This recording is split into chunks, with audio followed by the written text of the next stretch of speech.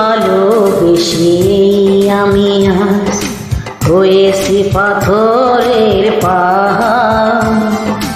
যে চোখে ছিল আমার স্বপ্ন বাগান, এই চোখে সাগর জোয়ার।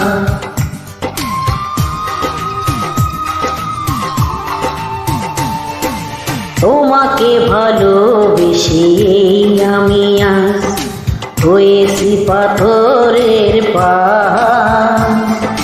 যে চোখে ছিল আমার স্বপ্ন বাগান, এই চোখে সাগর জোয়ার।